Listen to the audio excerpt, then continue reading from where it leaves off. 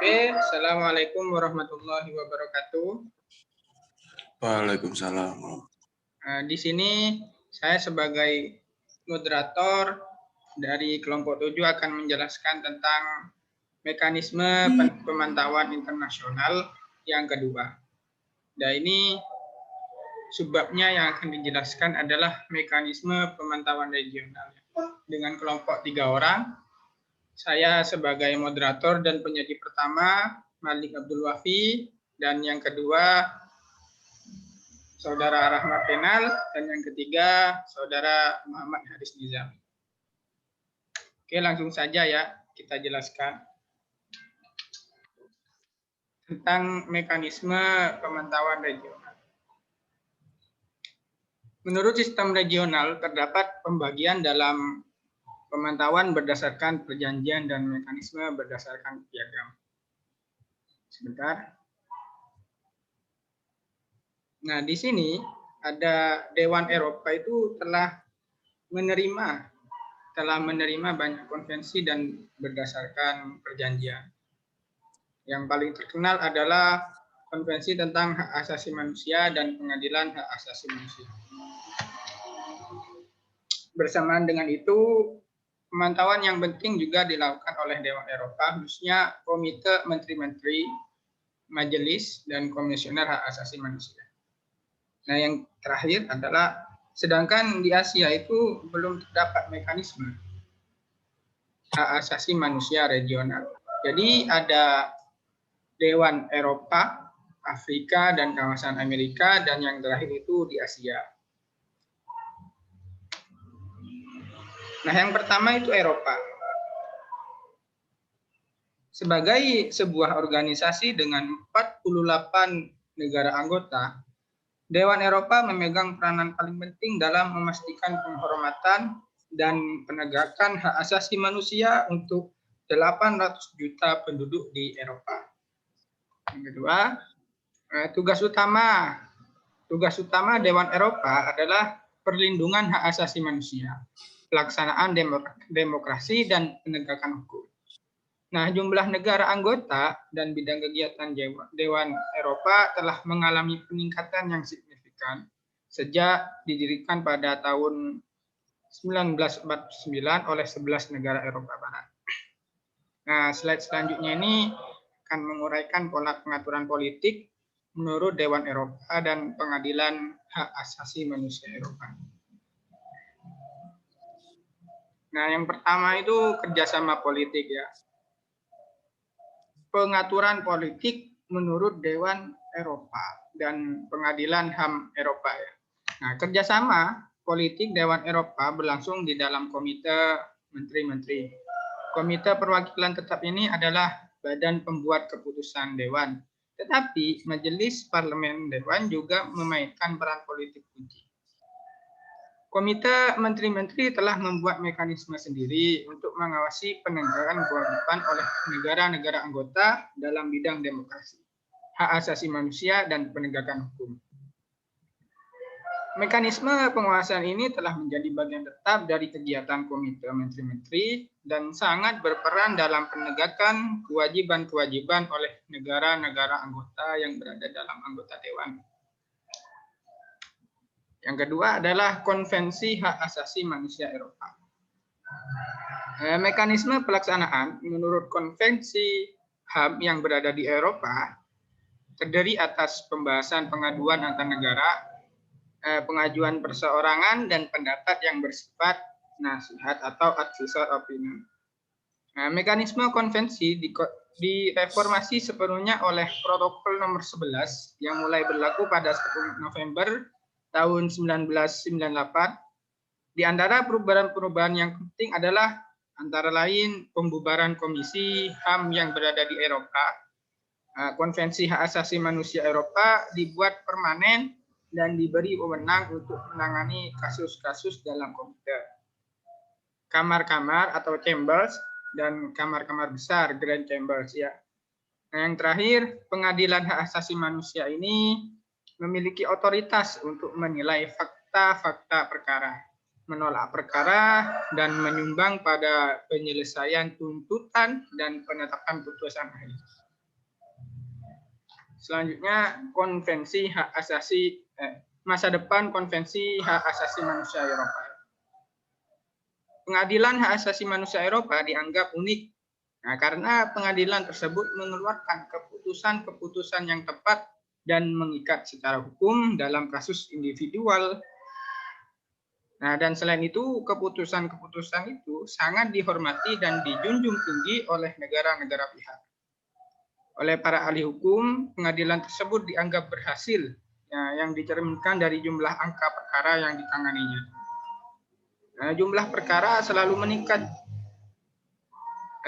Jumlah dari 1.000 pada tahun 1998 menjadi 4.000 pada tahun 1998. Nah, dan 40.000 pada 2004. Nah, perluasan lingkaran yang keanggotaan Dewan Eropa dalam 15 tahun terakhir ini memberikan kesempatan kepada 320 juta orang dari 23 negara baru di Eropa Tengah dan Eropa Timur untuk menyampaikan pengaduan kepada pengadilan yang menempatkan lebih dari 800 juta orang di bawah yurisdiksi pengadilan.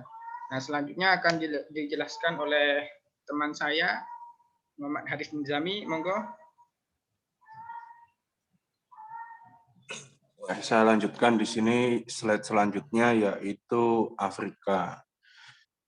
Mekanisme pelaksanaan menurut Piagam Afrika tentang hak manusia dan rakyat atau Piagam Afrika, kadangkala juga disebut sebagai Piagam Banjul, yaitu sangat beragam dan terkait dengan Komisi Afrika tentang hak manusia dan rakyat atau pilihan Piagam Afrika pasal 30. Komisi Afrika tentang hak manusia dan rakyat terdiri dari 11 orang independen yang dipilih oleh Uni Afrika. Komisi bersidang 2 kali setahun. Yang selanjutnya, menurut pasal 45, 3 fungsi inti dari komisi adalah yang pertama, memajukan penghormatan hak asasi manusia di Afrika. Yang kedua, memastikan perlindungan hak tersebut dan menafsirkan ketentuan-ketentuan Piagam Uni Afrika. Di samping itu, komisi tersebut harus melaksanakan tugas lain yang diminta oleh Uni Afrika. Next.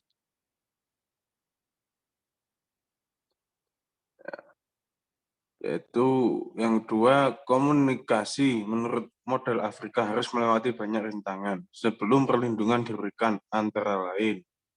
Yang pertama, persyaratan formal sebagaimana ditetapkan pasal 56 Piagam. Beberapa persyaratan ini sebenarnya tidak begitu perlu, seperti persyaratan bahwa komunikasi harus tidak ditulis dalam bahasa yang meremehkan atau menghina. Yang kedua, menunjukkan sifat distinktif. Yang paling penting yaitu ketentuan tentang komunikasi individual hanya dapat dibahas jika komunikasi itu menunjukkan adanya sistem pelanggaran hak asasi manusia serius atau besar sesuai dengan pasal 58. Next.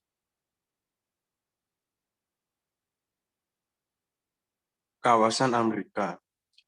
Sistem hak asasi manusia antara Amerika mempunyai 2 mekanisme pelaksanaan, yakni hak asasi manusia antar Amerika dan Pengadilan Hak Asasi Manusia antar Amerika. Dalam beberapa hal, kedua institusi ini memiliki fungsi yang sejajar. Komisi Hak Asasi Manusia antar Amerika dibentuk oleh negara-negara Amerika pada tahun 1960. Komisi tersebut diberi mandat yang luas, yaitu menyiapkan laporan, membuat rekomendasi, dan menjalankan penelitian mengenai negara-negara tertentu. Beberapa tahun kemudian, komisi itu diberi kuasa untuk menerima dan bertindak terhadap petisi perorangan, tetapi mandatnya terbatas pada hak-hak tertentu yang diproklamasikan dalam Deklarasi Amerika. Next. Ini selanjutnya tidak seperti beberapa mekanisme pelaksanaan yang lain. Pengadilan antar Amerika diberi wewenang untuk mengambil tindakan sementara. Tindakan demikian dapat diambil dalam kasus-kasus yang diperiksa oleh pengadilan atau dalam kasus-kasus yang dibahas oleh komisi. Atas permintaan badan ini, tindakan sementara diperlukan untuk mencegah kerugian yang tidak bisa diperbaiki dan mengenai kasus-kasus yang sangat gawat dan mendesak. Selanjutnya akan dilanjutkan oleh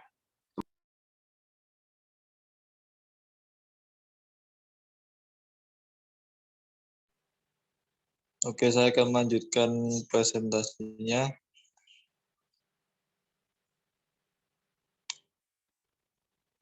Kemudian di Asia, deklarasi dan program aksi WINA yang ditetapkan oleh Konferensi Dunia tentang Hak Asasi Manusia yang dilaksanakan di WINA pada 14 hingga 35 Juni 1993 menyatakan inter alia bahwa ia menyatakan kembali kebutuhan untuk mempertimbangkan kemungkinan membentuk pengaturan regional dan subregional bagi promosi dan perlindungan hak asasi manusia di mana pengaturan-pengaturan itu belum ada.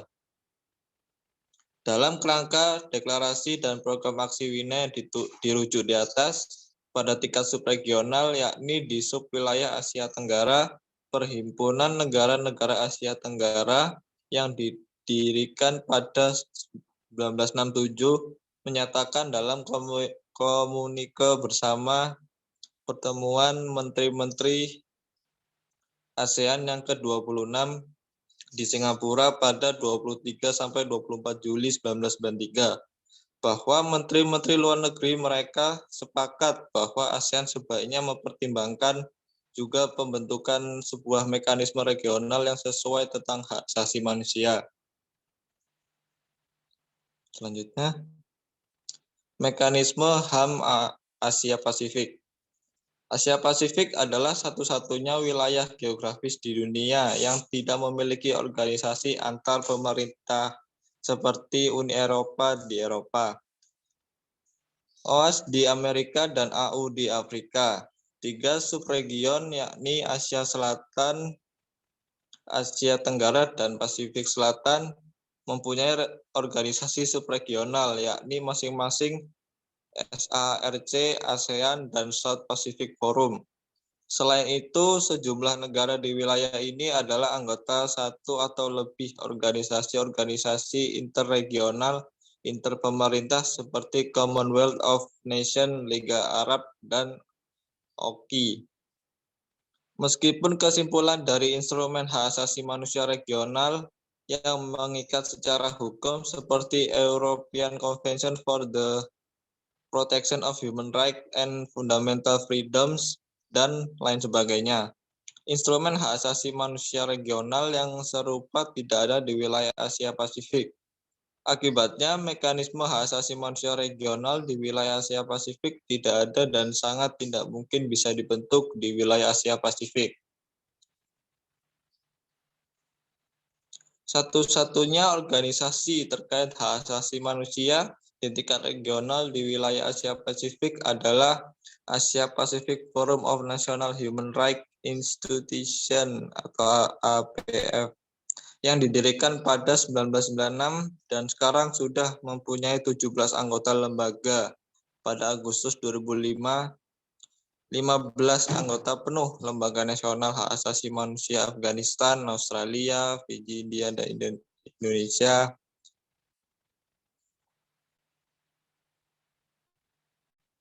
Dan 1 anggota associate yaitu Lembaga Nasional Hak Asasi Manusia Qatar dan 1 calon anggota yaitu Lembaga Nasional Timor Leste.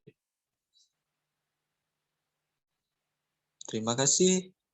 Sekian dari presentasi saya. Saya kembalikan kepada moderator. Oke, terima kasih. Sudah berakhir ya. Terima kasih presentasinya berjalan dengan lancar ya. Saya mewakili kelompok 7. Jika ada salah kata dan salah ucap, salah sikap, saya mohon maaf lahir dan batin ya. Saya akhiri. Assalamualaikum warahmatullahi wabarakatuh.